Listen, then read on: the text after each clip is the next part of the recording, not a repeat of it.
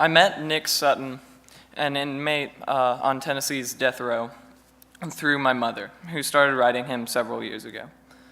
Eventually, they progressed to phone calls, and this is where I first came into contact with him. Occasionally, when my mother was busy or couldn't talk with him, I would pick up the phone and talk with him instead. I don't actually remember a lot from our conversations during those early days. Generally, it was just like conversing with an interested friend, just over the phone. It was easy to forget that he was in prison at all. Eventually, my mother started visiting Nick in person at Riverbend Maximum Security Institution. She visited him for a long while before even considering me to visit him as well. It's one thing to talk to a prisoner over the phone, and another thing entirely to go through the long bureaucratic process of being approved to a talk in the same room as one. The reason we thought of it was because of chess. Nick loved to play chess, and during visits, it's a great way to spend time other than just talking for 2 hours straight. However, of all the talents of my mother, chess is not one of them.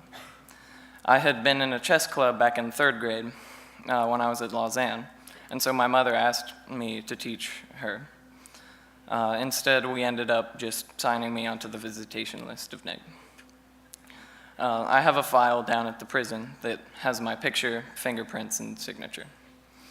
Visiting Nick at first was simple and relatively fun. It was a unique experience, and putting a face to a name was really nice. We played chess, and although he beat me handily, which he continues to do to this day, I put up enough of a fight that it was entertaining for both of us. The strange thing about the visitation comes not from anything he does, but everything around him. Entering the visitation area takes a surprisingly long time. We generally get there about the time they're doing the count, so we have to wait in the waiting room until all the prisoners are accounted for. And then we go through a security checkpoint, through a metal detector, and a thorough pat-down, about what they do at the TSA if you turn down the scan. The only thing allowed past this point is a prison card that you can use at the vending machines in the main visitation room, as well as an ID and a plastic bag to carry the food from the vending machines. After you're through the checkpoint, they stamp your hand with invisible ink, and then you go past the fence. There are 2 layers of fence, and they're intimidating. The fences themselves are really tall, and razor wires at the top and the bottom of it. Once you're past the gate, you go to the main visitation area, where a guard shines a black light on your hand to confirm you've been through the checkpoint. We then stop there in the main visitation area to grab snacks for Nick. Nick loves the vending machine food, but he refuses to eat alone, so I always get a bag of Skittles and a Sprite.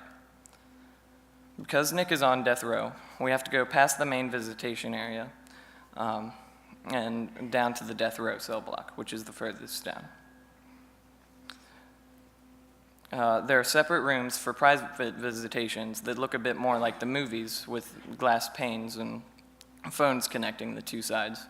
But the room we go into basically just looks like an office break room, except that there are mirrors everywhere. There are several guards around the entrance to death row, and every one of them can see the entire room. Sometimes there'll be a code 1, and we watch as several guards leave to pacify a violent altercation in another cell block. These don't really happen on death row. Everyone's going to be there for so long that violent feuds seem pointless, I guess. When we get into the room and begin talking with him, it's essentially just a regular conversation with a friend, just with a very strange location. The guards don't actually have to be in the room because of all the mirrors, so it seems very private. There's usually only 1 or 2 inmates being visited at a time, so we're not bothered by other people all too often.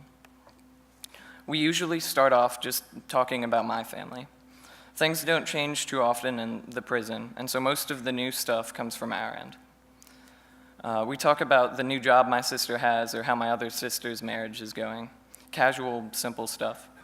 It's funny, because we're always talking about how my family's doing and what's new. Nick almost has become a part of our family. This Christmas Eve, he called right before we sat down for our big dinner, and the entire family spent a few minutes each on the phone with him. Nick also often gives me advice. Once he told me to get a couple of tennis balls, and whenever I'm watching TV or being idle, I should squeeze them. Apparently, it helps with your grip. Above all, he tells me not to drink and drive. I guess he knows better than most people how killing someone in a situation like that could ruin your life. Sometimes we talk about Nick's art. He's part sculptor and part sketcher. He sculpted wooden flowers for us, and one time for my dad, he sculpted an entire miniature gun cabinet as a clock. He's also drawn hand portraits for my almost my entire family. He's very good. He's had a lot of time to practice. When we're finished talking about niceties or art, we normally talk about how efforts against the death penalty are going. Sometimes we talk about corruption in the legal process. Last time I visited Nick, he made an interesting observation. When he was younger, there were over 100 people on death row all the time. And now there are 76. This isn't because more people are being executed, although in the coming years we're getting ready to execute 12 people, or that less violent crimes are being committed. Nick thinks, and I agree, that judges and people are finally understanding that regardless of the heinousness of the crime or any other factor, the only people that are ever going to get on death row are poor people. Anyone with a decent lawyer, even if proven guilty, will get off with second degree or manslaughter or even just a few years in a mental institution. The people who the state executes are the people who can't defend themselves. The example my mother likes to bring up when we're having these discussions with Nick is Ray Krone. He's a good example because not only is he the 100th exoneree in the modern period of the death penalty, a nice round number, his story is wonderfully representative of how broken our system really is. Ray was a postal service worker who was a regular at a bar. Outside of this bar one night, someone was raped and murdered. His only connection to this murder was that he frequented the establishment where the murder happened. On this sturdy amount of evidence, the police called him in for questioning. Ray declined his right for a lawyer because he thought that it would get expensive and that his role in the investigation would be short. Instead, he became the prime suspect. His dental records were taken, and they were made to look like the bite marks on the victim. One single medical expert, who was later found out to be under the payroll of the prosecutor's office, connected Ray's dental print with the bite marks. 10 years later, thanks to the efforts of an organization called the Innocence Project, who worked to save people like Ray from execution, found DNA evidence that the prosecutor's office had suppressed. And using this evidence, not only exonerated Ray Krone of all charges, but also found the actual murderer. The real culprit was a convicted sex offender who lived behind the bar where the murder happened. Any actual investigation of the area where the murder happened should have turned up this guy immediately. Instead, Ray gets to lose 10 years of his life on nothing.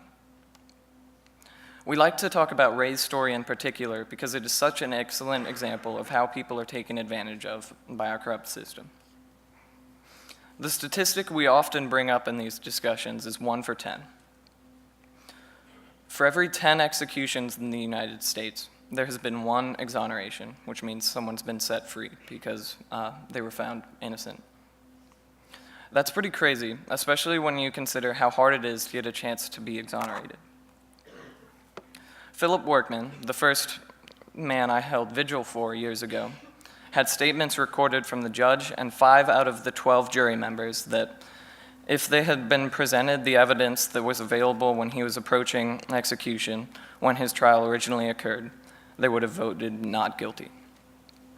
Philip Workman was executed after his final appeal was turned down. I'll never forget his name.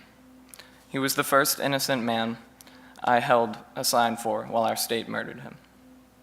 Whether you're for the death penalty in theory or not, that kind of thing is hard to stomach.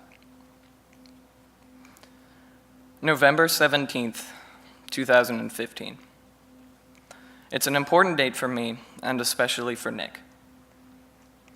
It's his date. The state will strap him into a gurney, and they will inject him with a lethal drug, and then we will all wait until he is dead. You hope it's quick. The goal is for it to be humane. We don't really know how long it takes on average for people to die on this drug. We do know someone in Ohio took 25 minutes to die on this new drug that they're using. His lawyers had tried to warn the state that the way this new drug worked would cause something called air hunger, and he would struggle in agony to catch his breath until he died. Their claims were dismissed as attempted delays of the inevitable. So, while his daughter watched, Dennis McGuire spent more than 20 minutes choking, snorting, and dying. I don't know how I could watch that happen to anyone, much less my own father. I don't know how Nick reacts to these stories. I know he hears him, though. Can you imagine hearing about that happening and knowing that it's coming for you? The old drug cocktail of 3 drugs that shut down multiple organ systems at the same time took much less time and was more convenient. But we can't use those anymore. The drugs were being purchased from Europe, who would use the drugs to put down dogs until it was decided that they were causing the dogs too much pain.